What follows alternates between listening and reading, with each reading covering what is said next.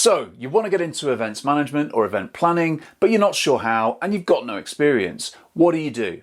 Well, that's exactly the same problem that I had 25 years ago when I was trying to get into events myself. Hi, I'm Mark Norman and welcome to my channel where we talk about event strategy and entrepreneurship. If this video is useful to you, then please consider subscribing and also giving the video a thumbs up because that really helps the channel. Coming up today, I've got 8 tips for you on how to get experience in the events industry when you're just starting out. So one of the key aspects of working in the events industry is that a lot of business and a lot of work is by referral. So you do a good job in one place and then they might refer you somewhere else, or if they have another project later on, then they come to you and say, hey, come and be part of this project.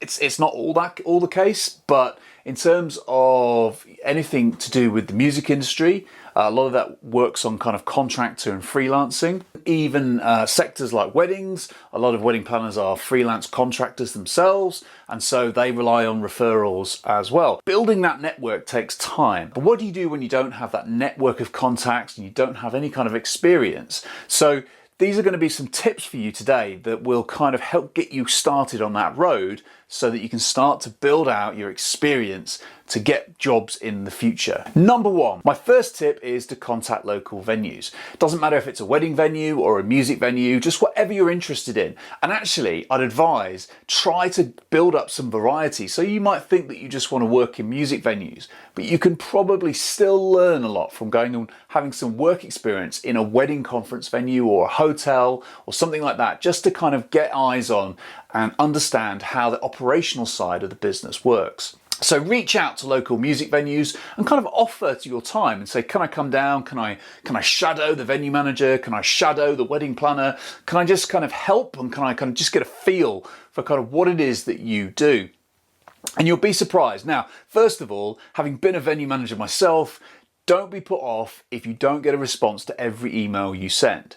In fact, I would highly recommend calling them if you can, because venue managers are busy people. I should know, I was one, and it's, sorry to say, it's quite easy to ignore emails. It's very difficult to ignore someone when they're on the phone or they're stood in front of you. And actually that, to me, shows an extra level of commitment that someone's prepared to go to in order to get experience. So just reach out and see if they'll be able to offer you any kind of free work experience or kind of part-time work, just to kind of get a feel for the industry and start to kind of show your worth and learn the ropes. My second tip is to offer to plan events for friends and families. So weddings, wedding anniversaries, birthday parties, any kind of events like that. It's really good because it will get your kind of experience of the planning process going. And in a, I guess, kind of, I would say a lower pressure environment, although having seen some weddings, I wouldn't necessarily agree with that. You know, wedding planning could be very, very stressful, and particularly if you're doing it for friends or family, there's a sort of word of caution there, because obviously the pressure's on to make sure that you deliver for those friends or family, because you've got your person invested in it. But however, it can be a great place just to get the practicalities of event management skills under your belt. Okay, so the planning process that you go through, the booking of acts, the booking of speakers, all those kind of things you need to practice, and managing the financing, managing the budget. My third tip is to volunteer at local sports events. So look up on the internet kind of local school sports events or kind of local sports teams, and just kind of offer and see if they want kind of socials organising, or if they need any help on their kind of actual sports fixture days. Because, you know, again, the process that those type of events, that sports events have, is not that dissimilar to any other type of event. It's a case of being sort of managing a small project, being organised, being on time, managing vendors, managing suppliers. Number 4 is to start to read about the industry. Now, I'll put some links below this video of good industry links that I think everybody in the industry should be reading. And, you know, these are things that you need to read to keep up to date with. You have to start to learn the technical language of the events industry. And so this is a really good way to do it. Keep abreast of changes so that when you're talking to other people in the industry, you have something to talk about. You know, reading industry blogs, reading industry magazines is a really, really good way of keeping up to date with what's happening and how changes are coming about in the future. And this can be particularly good if any kind of technology that's changing within the events industry. And the events industry always embraces new technology. So if you can put yourself at the forefront of that and be ahead of the curve of other planners, well, that can be an advantage for you. Number 5 on my list is to actually consider getting some kind of formal education or qualification. Now, I'll do another video on event management qualifications later on. And by the time when I've done that, I'll put a link to it just here.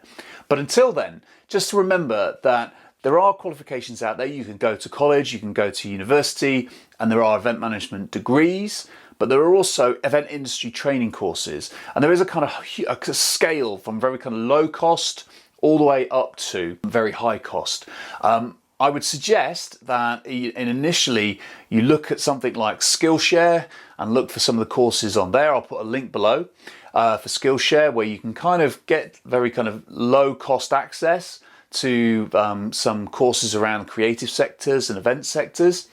And it goes all the way up to a university degree. Now, of course, a university degree is going to cost you several $1,000s or pounds, and it's a huge investment.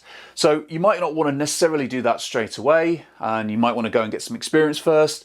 And around the world, there are different qualifications available for event planners. Again, I'll put some link below the video as to kind of things. In the US, for example, there is some very specific event planning qualifications.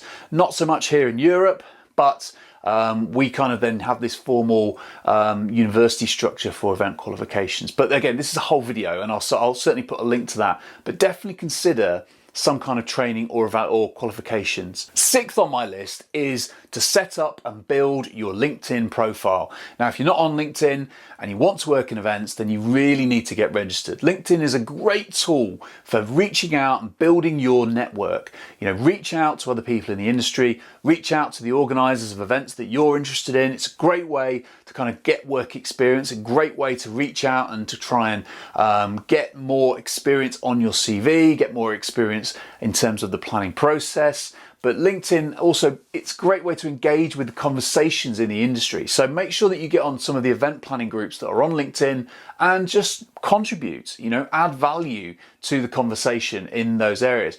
It's a lot more kind of formal and business-like than necessarily Facebook groups, although you know, they have their worth on a particular day, but definitely consider looking at LinkedIn. Number 7 on my list is consider finding a mentor. Now, again, through your connections through your local music venues or sports teams or LinkedIn, you might come across someone who's prepared to sort of mentor you and give their time to help build your own network and your skill base in the events industry. Now, I can't speak highly enough about doing this. When I first started out, I had a great mentor who was one of my managers, and you know, she really helped guide me and understand the business structure of events, how business worked, things that I shouldn't do, things that I should do, the way I should act. And actually, mentors are fantastic, like to bounce ideas off in a way of developing your own skills. So definitely think about trying to find a mentor in this industry. Finally, number 8 on my list is to build your own portfolio website. Now, I'm going to put a link below to SiteGround, which is where my websites are hosted. And through that link, you can sign up and build your own website just using something simple like WordPress.